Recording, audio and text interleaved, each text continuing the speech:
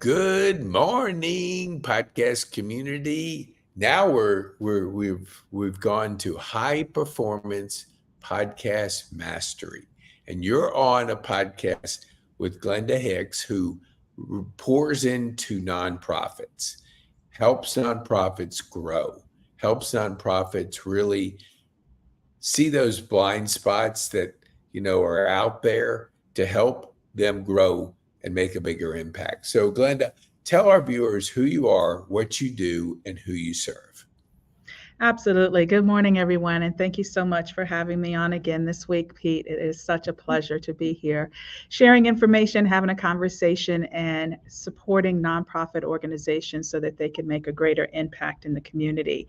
And I do that personally by helping in the background, if you will, behind the scenes, helping to stand up nonprofits in a stronger way, focusing primarily on three areas: their board governance, their leadership, and their internal operations, making Mhm. sure that individuals in those positions understand best practices, policies and procedures, tools and templates, and ways that they can strengthen their partnership with each other between the board and the chief executive, but also between the executive and the staff and the customers and clients they serve, and the communities that volunteer with them, so that in the end, the community is the one that wins. So I provide a myriad of services in these areas, primarily coaching, training, consulting, and assessments as it relates to those top three focus areas. And so that's who I am, and that's what I do. I love it. I love it. We've known, we've had a number of podcasts, but before that, I knew what you were doing in this space, but I didn't Hmm. totally understand it until we've had a chance to really pour into some of our nonprofits. So I want to just, I ask you the first question about Sure. the board, is Anne and Esther were going to be on the podcast, but we had some communication challenges and I ran Okay. over the podcast. So normally the scenario for our viewers to understand is we will have a guest on. They're a nonprofit, and Glenda will walk them through the three principles, you lessons, or whatever you want to say, to grow. Because if you're growing your nonprofit, you're making a bigger impact. And I know you get into nonprofit to make an impact, but if you can make a bigger impact because you have somebody like Glenda who she sees all this, same things over and over again. It's like it must get kind of boring, like, oh, this is the same thing, and you just applying the principles. Okay, this is how you grow the board area. This is what you do. So let's talk first about the board. What would you share with our viewers? What are you seeing out there in the nonprofits? How can they help that specific area of their nonprofit? Absolutely.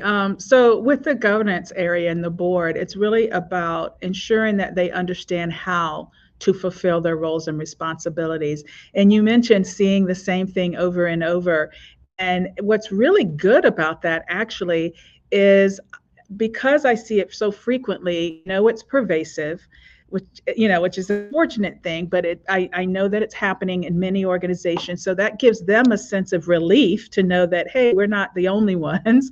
We're not in this alone. Others are struggling in the same way. But it also allows me to share that perspective, because I've seen it in different organizations. And so it'll have slightly different configurations because the entity is different. They may be a very large board, a smaller board, a very experienced board, less experienced. The sector of the nonprofit community that they're working in is different. So they'll have different issues and dynamics because they're serving communities that are experiencing homelessness or that are in need of health services and the like. So it may be the same issue, but it'll look a little different. But the common thread is that they're struggling to get their board members to fulfill their responsibilities. And in fact, I just met a person before coming on to this podcast at an Inform series I attended this morning for the United Way of Greater Atlanta. And Mhm. she was sharing with me, the struggle with her board to get them to perform and to follow through and to execute and to really be a support to her as the founder and chief executive in the ways that she needs them to be. And so I was sharing with her that it all starts with passion. You have to have passionate people for your cause to join you and agree to serve on Mhm. your board.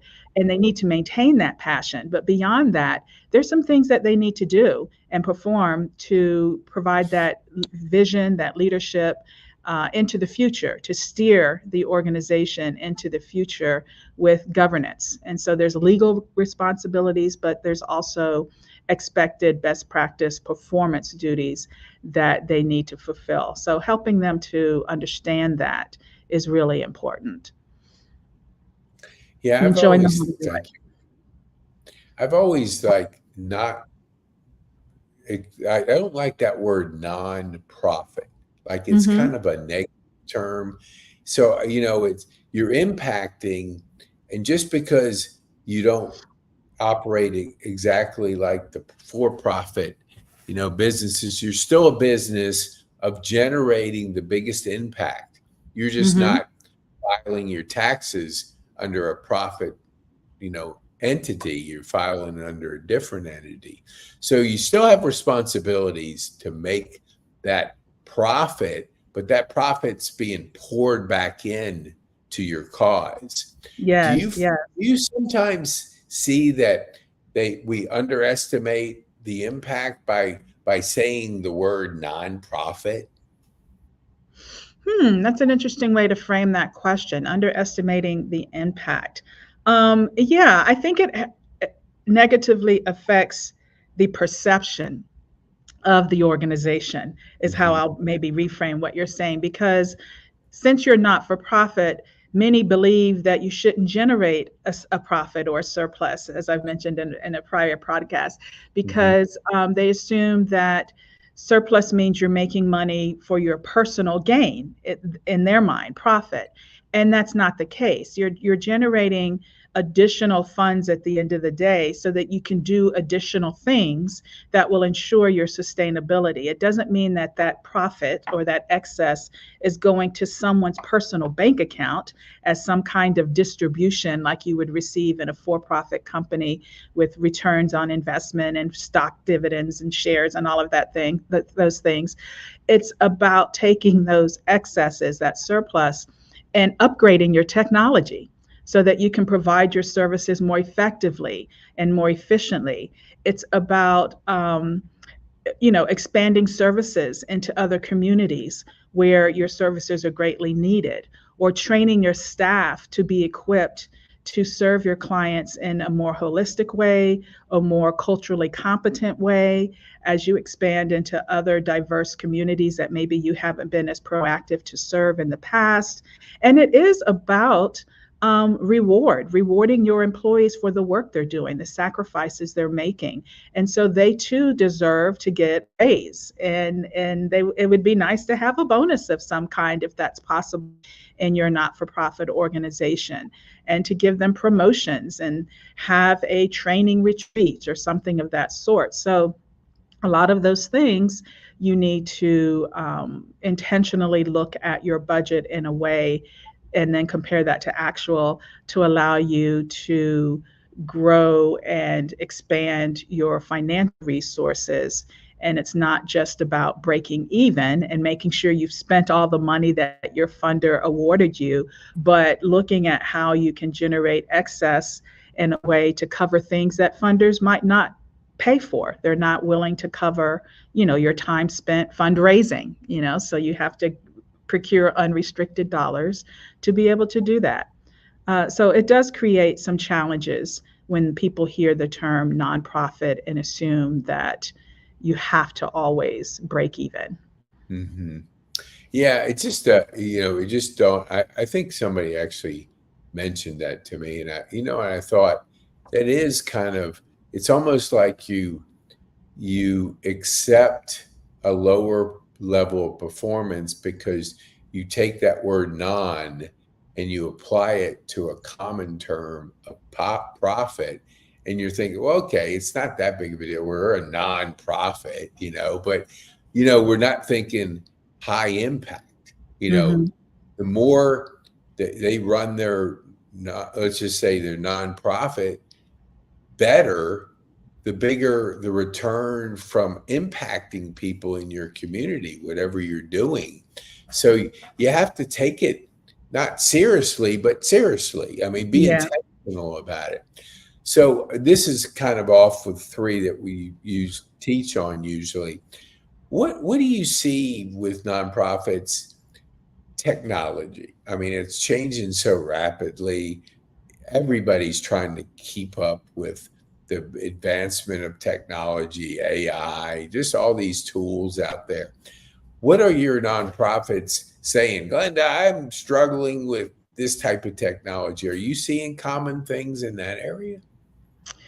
What I'm seeing most is just their intro into the AI space. Just as with everyone else, they're trying to learn more about artificial intelligence. And although that's been around for years, and a lot of things we've used have been driven by artificial intelligence behind the scenes, we just didn't realize it. But because it's elevated to a different status and it's being used different ways, that the common everyday individual can take advantage of. We're hearing more about it, and we're learning about these creative ways of using it to help us do our work better.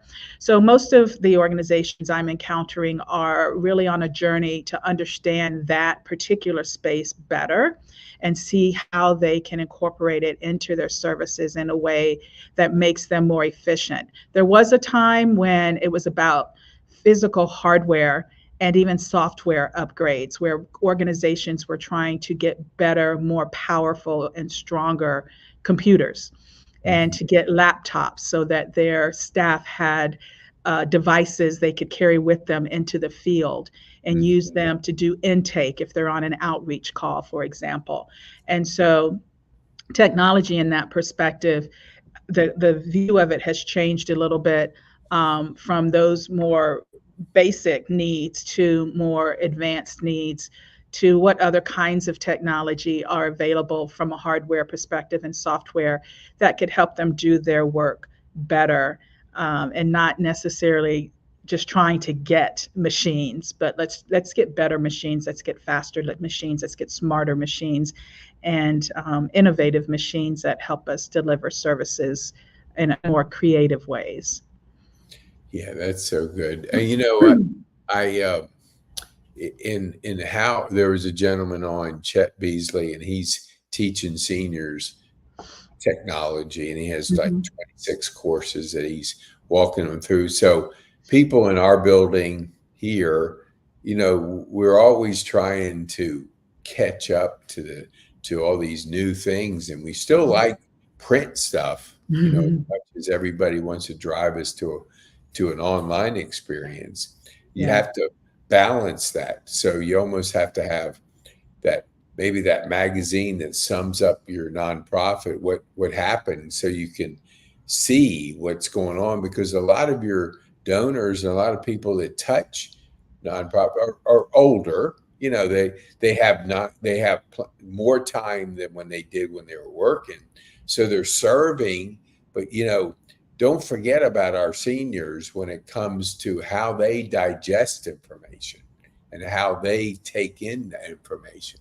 What would you say to, let's go on to our second, principle. How can how can our viewers that are nonprofit viewers, what's that second area that we can help shine some light on? Well, the second area I like to focus on is leadership development. But before I respond to that, I just want to build on what you said in that last segment about the technology and seniors. And that is something I do see in nonprofit organizations that serve seniors, is, or the general public, is a move toward training, and training populations that don't typically have access to technology and Mhm. don't understand how to use it and cannot incorporate it into their daily lives in a way that's becoming more and more necessary, because businesses are moving to these technological and electronic platforms, and it leaves behind a lot of seniors and underrepresented communities. So there are a lot of nonprofit providers from a technology standpoint that are trying to offer training, just as you mentioned about where you're located, so that seniors and others who may not have the access or the machinery itself can come in and work on machines and learn how to understand and use them and integrate them into lifestyle. So that is another shift I'm seeing is that expansion into helping others who don't use it on a daily basis.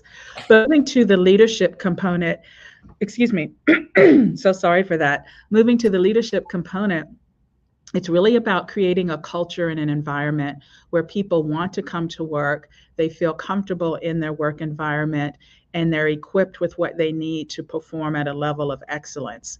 And that's both at the board of directors level as the governance leaders, at senior management team level in terms of the chief executive and his or her team, their leaders, but then staff as well. When I train and coach organizational individuals around leadership, I've now moved into the space of training frontline staff because they're leaders to the extent that people are relying on them and choosing to follow them, whether they carry a title or not. And so there's a lot of things and behaviors they can employ in an intentional way that make them a stronger leader. And so there's the old argument of, are you a born leader or are you a made leader? And, I tended to wonder years ago whether people were truly born leaders. And what I will say is there's some that have stronger traits that may make them a stronger leader sooner. But everyone can become a leader if they are intentional about investing in their own personal growth and being willing to accept feedback as the gift that it is and look at it as a way of learning and improving upon how they're inspiring and motivating others to be their best and bring their best. And that's true of any organization, not for profit or for profit. But in my work, I'm trying to bring that level of understanding and awareness and capacity building to the nonprofit sector to create these leaders of tomorrow, so that they can really improve themselves personally and professionally. Yeah, that's leadership. I heard someone say, you'll know you're a leader, look behind you. If nobody's there, you ain't a leader. Absolutely. Like, and that's, I do agree with you. I like your comment on born versus, actually developing it. Mm-hmm. You do, everybody is individual and you do have some traits, but you have to work on it. Yes. I mean, yeah, that thing comes maybe a little sooner. We all have to develop our leadership skills, and that just doesn't wave a magic wand and we're a leader. It's hard work. It's doing the things, whatever you're reading or listening to or, taking training on, it's having an impact because you're intentionally developing that skill. And I think that's so cool because if you're not a leader, you're going to look behind and not see anybody there. So you want to, in a nonprofit, be an influencer and a leader because that's going to attract not only your donor dollars, but it's going to attract your volunteers who are looking to be part of an organization that has strong leadership and that's going places. I mean, nobody joins a nonprofit that's heading down. It's like, hey, I want to be a part of that one. Yeah. That one doesn't have many people on that bus part. They're just like, hey, I'm off this bus. Yes, so, absolutely. What would you say, like, and I've never asked you this, but I thought of it the other day. Okay, your board game is intended to develop skills and it's done to do it in a fun way. Yes. Do you see applications in the profit industry, or is it really, I know your focus is nonprofit, but I love games. And I think when you get together and you hang out, because they do it here, all the ladies are playing games down there. They're playing Mexican Train. They're playing canasta, they're playing bingo, they're playing all kinds of games because people love games. They love it Yeah. for the fellowship and for the time. Do you see people that have gotten your, people like nonprofits, they get their game and then they find taking it over to their business and playing with it? Is that something do you ever see? Well, and in fact, that's the design of the game, is that it is to teach folks how to fulfill their roles and responsibilities, how to better lead your nonprofit organization. And the truth of the matter is, the people that are doing that are business people. They're folks that have been asked to serve on the board. And so Mhm. many of them are leading and working at for-profit entities. They may be entrepreneurs running their own entity. They might be community activists who that they volunteer in their community to create change. They have an idea of a need that needs to be met, and they decide they want to start a nonprofit, but they don't know what that looks like and what to expect and what to do. And they bring in business owners and chief executives and vice presidents of businesses to help them. So the game is designed literally for every person in the community, in society. My mindset when I created it was that it's likely that every person will encounter a non for profit in some capacity, as Mhm. either an employee, a founder, a chief executive, a volunteer, a donor, or someone that has received services. And because of these various doors through which they enter, they want to and need to, in many cases, understand how not for profit organizations function and how to hold them accountable and to hold yourself accountable and maintain ethical standards if you're involved in the organization itself. So, by all means, this is relevant for businesses because they are trying to get their employees engaged in the community and Mhm. involved and have a visible presence on behalf of the company, quite honestly, for their social responsibility platform and their strategic planning around social responsibility. But a lot of them don't know what it means to serve on a board. They don't know what it looks like. They want to do that. They don't necessarily understand what the expectations and the responsibilities are, or maybe they do, but because every board is different, every organization is different, your service to that organization, although it may be based on a foundation of best practice principles, it's going to play out differently as you go from one not for profit to another. And so playing this game, to your point, allows you to have fun, have some competition, be involved in experiential learning environment, and you get to see the implications and the impact of inaction, indecisiveness, of being stalled and kicking the can on issues that stay parked, as we say, in the parking lot and never seem to come to fruition when around discussion and making decisions. And so all of these different dynamics and elements come out in the course of playing the game and encountering different life cycle events when you go through those stages of Mhm. startup to dissolution, and you're navigating in and out of those stages. What are the different things that occur and how do you manage them? So, by all means, this is beneficial in that way, but not in the direct, literal way of I could perhaps run my business better by playing this nonprofit game, because it's not Mhm. around those business principles per se.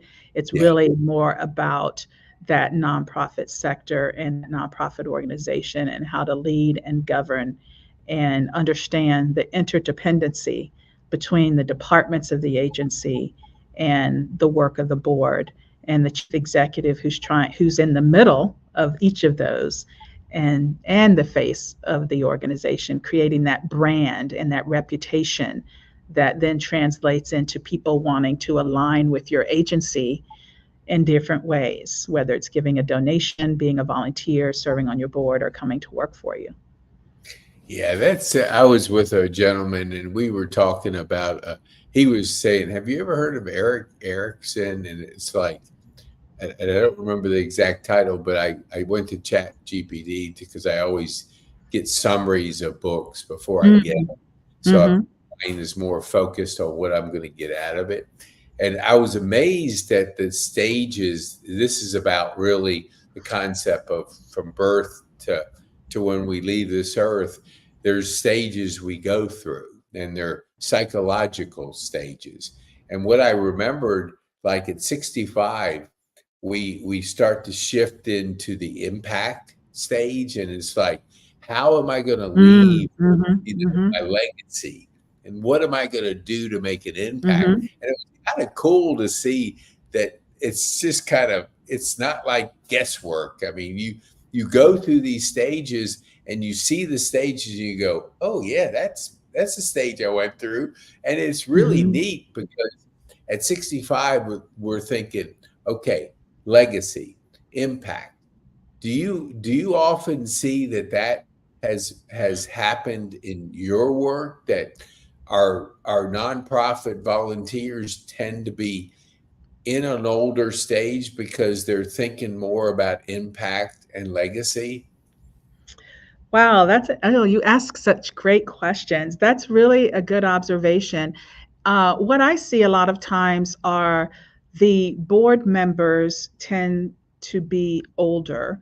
They're likely, and I don't have the exact range right off the tip of my head, but they're probably 35, 40 and over.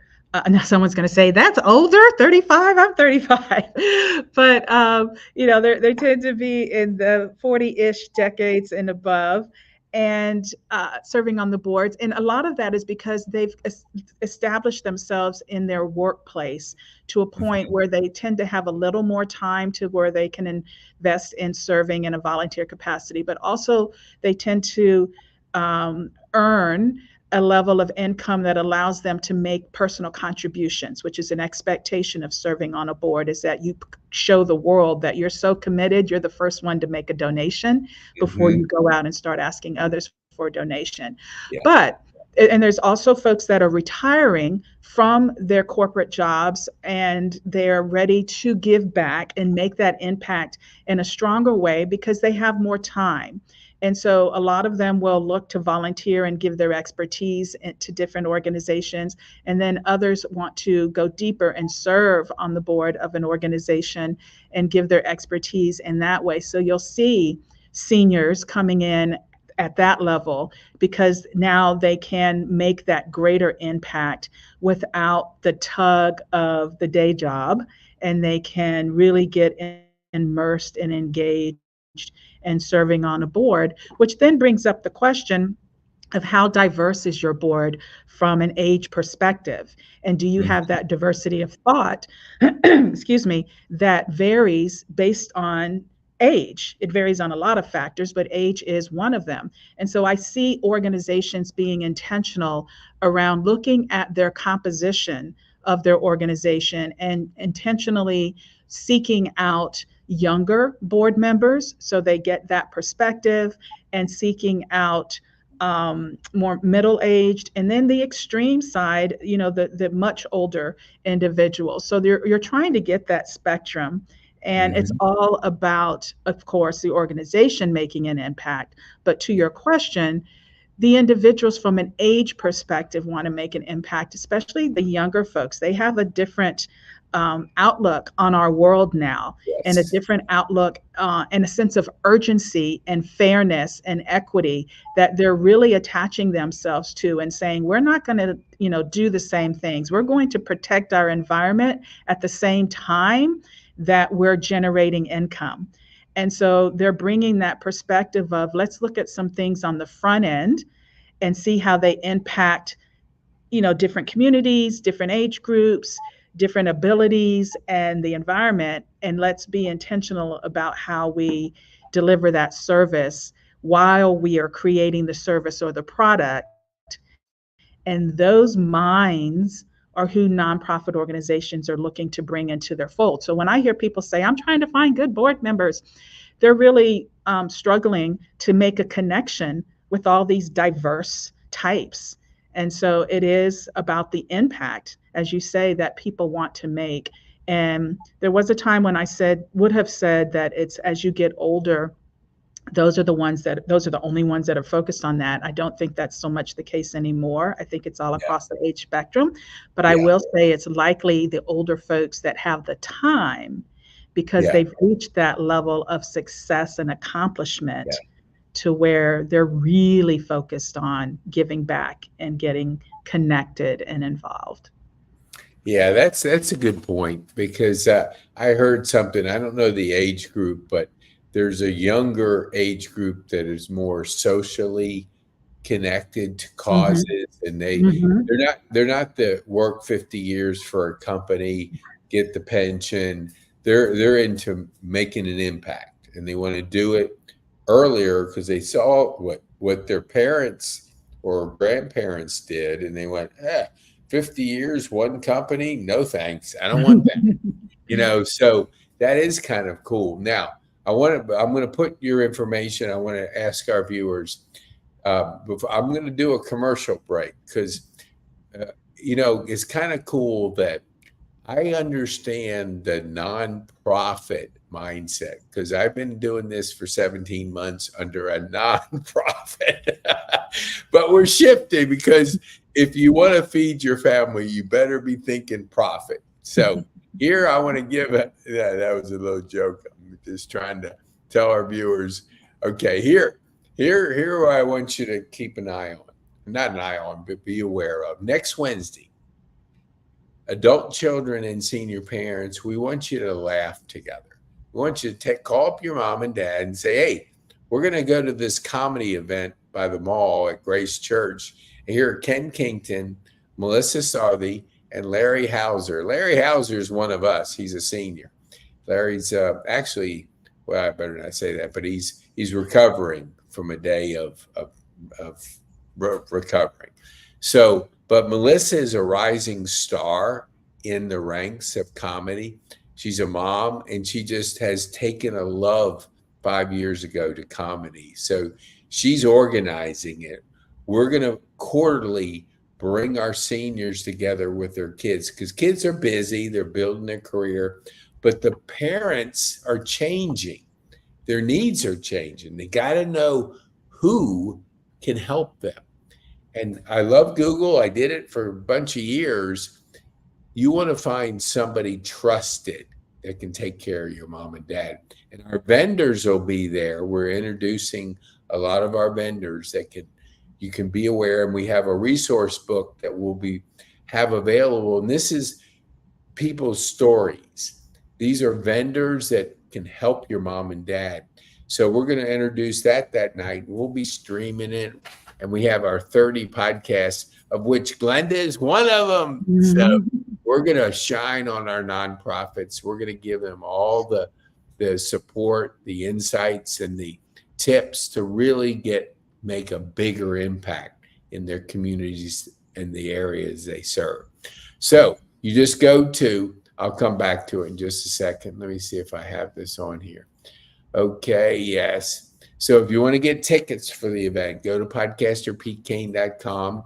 The first link on the link tree is a meetup. So you can get tickets. They're $15 a piece. You can buy 10 of them, bring the whole family, bring your senior living facility, come out and laugh. Come out and enjoy yourself. Hang out with your kids that need to know what's going on in your life, and we're going to build it around comedy. So the first one we're going to do is Wednesday, May 22nd from 6 to 7:30. So please come out. If you have any questions, if you're a vendor and you've been on my podcast and you want a table and you want to shine some light on what you do, just give me a call. So, all right, that's our commercial break. It's like a TV station, Glenda. We have to have commercials to be Yeah. able to drive our platform. Okay. So let me go back to okay, hold on here. We're going to get back and I want you to, when I put this back up. So what would be, I know we didn't get to your third, but I want to be respectful of your time. And so we run in late today and all. So tell our viewers, one, how can they get a hold of you? Thank you. So they can definitely reach out through the website, 501cimpact.com. They can shoot me a note through the contact us. or they can give me a call, 770-865-0979. And we can talk about what's going on in their organization and just kind of get to know each other better and what some of their pain points are. But 501cimpact.com is the website. Awesome. I love it. Now, and on there, you can get Glenda's board game. So get your board game for your nonprofit, have some fun, learn some things, and make your nonprofit a more bigger impact nonprofit. You want to be able to make a big impact out there. And it's just a skill or two away from really making a bigger impact, but you have to invest in your nonprofit and in yourself.